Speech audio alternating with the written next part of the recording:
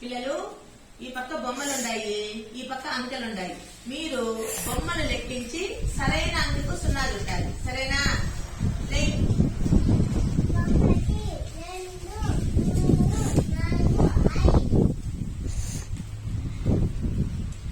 Very good. Next 2 సైకిళ్ళు. Next ఎన్ని బొమ్మలు ఉంటాయి లెక్క? ఆ పక్క